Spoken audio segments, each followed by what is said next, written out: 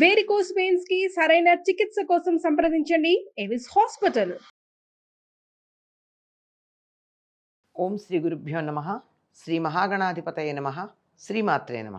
కర్కటే పూర్వఫల్గుణ్యాం తులసీకాననోద్భవాం పాండ్యే విశ్వంభరాం గోదాం వందే శ్రీరంగనాయకీం.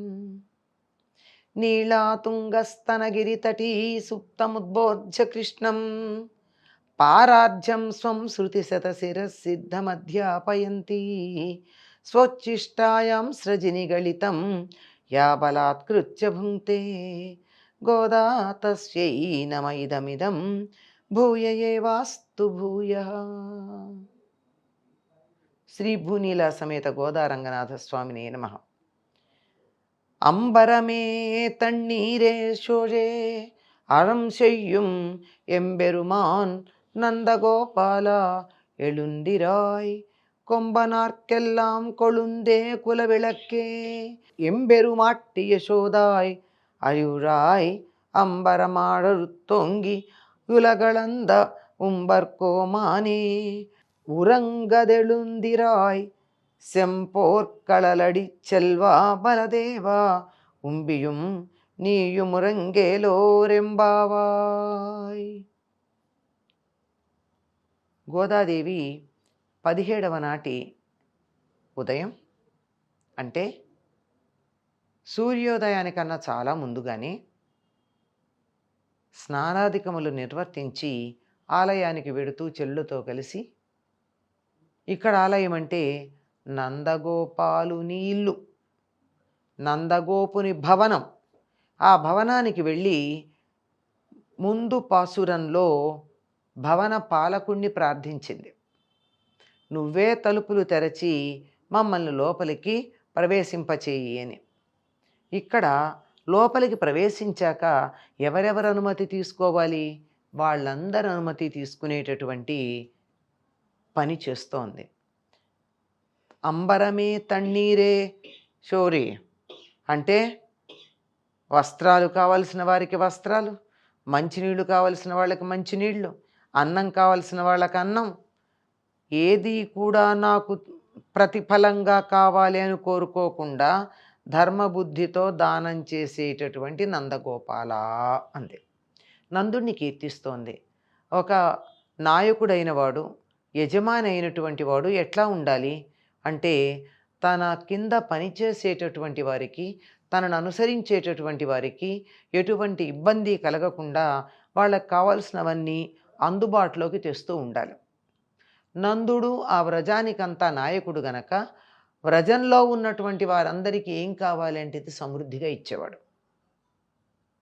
అంటే వస్త్రాలు కావాలి ఇచ్చేవాడు, నీరు కావాలి అందుబాటులో తెచ్చేవాడు, అన్నం ఆహారం కావాలి ఇచ్చేవాడు.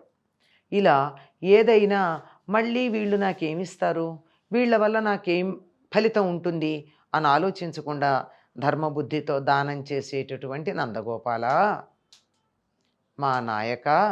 మరి వీరు కూడా నందవ్రజంలో ఉన్నప్పుడు ఆ నందుని యొక్క నాయకత్వం కింద ఉన్నట్టే కదా. మాకు నందగోపాల మా స్వామి మేలుకో. తలుపులు తెరుచుకుని లోపలికి వచ్చారు, ఇంకొకళ్ళని నిద్ర లేపుతున్నారు. ఇక యశోదని చెప్తున్నారు, ప్రబ్బలి చెట్లల్లాగా సుకుమారమైన శరీరాలు కలిగిన స్త్రీలలో చిగురు లాంటిది.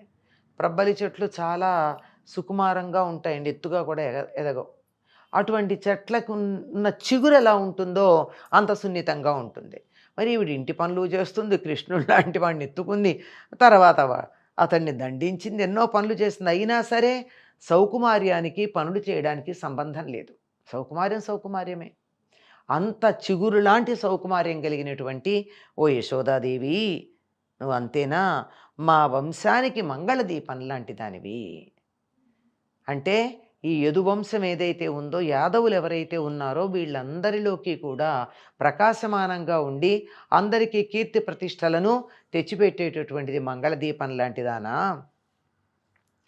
మా స్వామిని మాకు యజమానురాలివి నువ్వు. యశోద మేలుకోవమ్మ. అంటే వారి పట్ల ఎంతటి గౌరవభావం ఉందో ఇక్కడ మనకు అర్థమవుతోంది. ఆకాశ మధ్యని చీల్చుకొని పెరిగి లోకాలన్నింటినీ కొలిచిన త్రివిక్రమ, నిత్యసూరులకు నాయకుడా, నిద్రింపరాదు. ఆకాశ మధ్య భాగాన్ని చీల్చుకుని పెరిగాడు ఎవరైనా, పెరిగి లోకాలన్నింటినీ కొలిచాడు. తన పాదంతో లోకాలన్నింటినీ కొలుచుకుంటూ వెళ్ళాడు కదా. అటువంటి త్రివిక్రమ, అంటే 3 వైపులా విక్రమించినటువంటి వాడు, అంటే 3 రకాలుగా విక్రమించినటువంటి వాడు. అంటే పొడుగు వెడల్పు మాత్రమే కాదు, ఎత్తు, ఈ 3 డైమెన్షన్స్ ఉంటాయి కదా ఘన పదార్థానికి. అలా 3 డైమెన్షనల్గా పరాక్రమించి విక్రమించినటువంటి వాడు త్రివిక్రముడు. అటువంటి ఓ త్రివిక్రముడైనటువంటి శ్రీకృష్ణ, అంతేనా, నిత్యసూరులకు నాయకుడా. శ్రీ వైష్ణవ సంప్రదాయంలో పరమభక్తులైనటువంటి వారందరినీ వీళ్ళందరూ నిత్యసూరులు అనేటటువంటి పదంతో సంకేతించి చెప్తారు. వాళ్ళ పట్టిక కూడా ఒకటి ఉంది. వాళ్ళందరికీ నాయకుడవైనటువంటి నువ్వు నిద్రపోవడం సరైనటువంటి పద్ధత. నువ్వు నిద్రపోకూడదు కదా, మేలుకో. స్వచ్ఛమైన ఎర్రని బంగారంతో చేయబడిన కడియము కాలిని దాల్చిన బలరామ. ఎర్రని బంగారం అనే కాకుండా బంగారములో ఎర్రని మాణిక్యములు తాపడం చేసిన కడియం కాలికి ధరించినవాడా, ఓ బలరామ, నువ్వు నీ తమ్ముడు మేల్కోవాలి అని గోపికలు ప్రార్థన చేశారు. బలరాముడికి ఒక విశేషం ఏమిటండి, కాలికి ఒక బంగారు కడియం వేశారు. అది ఎరుపు రంగుదై ఉండొచ్చు, లేదంటే ఎర్రని మాణిక్యాలు తాపడం చేసిందై ఉండొచ్చు. అటువంటి ఎర్రని కడియం కాలికి కలిగినటువంటి ఓ బలరామ మేల్కోమన్నారు. ఎందుకు ఈయన కాలికున్న కడియం గురించి చెప్పడం? 2 కాళ్ళకి 2 కడియాలు ఉన్నాయా అంటే ఒక కాలికే ఒక కడియం. ఎందుకు అంటేట, సంతానం కలిగిపోతూ ఉంటే ఎవరి తరువాత పుట్టినటువంటి వాడు నిలిచి ఉంటాడో, బతికి బట్టకడతాడో, అటువంటి వాడికన్నా ముందు పుట్టినటువంటి వాడు వాడి వెన్ను చలవ వల్ల పుట్టాడు, బతికి బట్ట కట్టాడు అని అతని కాలికి ఒక కడియం వేస్తారట. మనకి వ్యవహారంలో వెన్ను చలవ అన్న పదం ఉంది. అంటే ఒకరు పుట్టిన తర్వాత మళ్ళీ రెండో వాళ్ళు పుట్టడానికి వీళ్ళు అవకాశం ఇవ్వడం. కొంతమందికి ఒక సంతానం అయ్యాక రెండో సంతానం కలగదు. అంటే ముందు పుట్టినటువంటి వాళ్ళకి వెన్ను చలవలేదు. మరి కొంతమందికి వారి తర్వాత అలా అనుస్యూతంగా వస్తూనే ఉంటారు. అలా మొదటిసారి ఎవరైతే తన తరువాత మరి కొంతమంది తమ తల్లిదండ్రులకి జన్మించాలని అనుకుంటారో అటువంటి వాళ్ళని వెన్ను చలవ కలిగినటువంటి వారు అంటారు. అటువంటి బలరామ, అంటే బలరాముడు పుట్టాక మాత్రమే తమ్ముళ్ళు బతికున్నారుగా, తమ్ముడైన కృష్ణుడు, చెల్లెలైన సుభద్ర బ్రతికి ఉన్నారు. కానీ అంతకుముందు వాళ్ళందరూ పుట్టంగానే తీసుకెడదామని కంసుడు అనుకున్నా, కాదన్నా, తరువాత ఒక్కసారిగా అందరినీ సంహరించటం జరిగింది. కనుక వెన్నుచలవ ఎవరికి ఉంది? బలరాముడికి మాత్రమే ఉంది. అలాంటి వెన్నుచలవ ఉంది అని చెప్పడానికి సంకేతంగా కాలికి మాణిక్యాలు తాపడం చేసినటువంటి కడియం వేస్తారు. అంటే నీ తమ్ముడు బతికి బట్ట కట్టడానికి కారణమై అతడి సంరక్షకుడవై ఉన్నటువంటి ఓ బలరామ, నువ్వు నీ తమ్ముడితో కలిసి మేలుకోవయ్యా అని గోపికలు ప్రార్థన చేశారట. అంటే ఇక్కడ ఎవరెవరిని లేపుతున్నారు? నిద్ర లేపుతున్నారు నందుణ్ణి. వాళ్ళందరికీ ఎవరికి ఏది కావాలంటే అది అన్నీ ఇవ్వగలిగినటువంటి నాయకత్వ లక్షణాలు కలిగిన నందుణ్ణి, సుకుమారి అయి తమ వంశానికి కీర్తి ప్రతిష్టలు తెచ్చిన దీపంలాగా ఉన్నటువంటి మంగళదీపంలాగా ఉన్న యశోదని, తమ్ముడు బతకడానికి కారణమైన వెన్నుచలవ కలిగినటువంటి బలరాముణ్ణి, అంతేకాకుండా లోకాలన్నింటినీ కొలిచినటువంటి వామనమూర్తి అయినటువంటి కృష్ణుణ్ణి అందరినీ నిద్ర లేపుతున్నారు. మీరందరూ మేల్కొనండి, ఉషస్సు వచ్చింది అని గోపికలు ప్రార్థిస్తూ ఉన్నారు.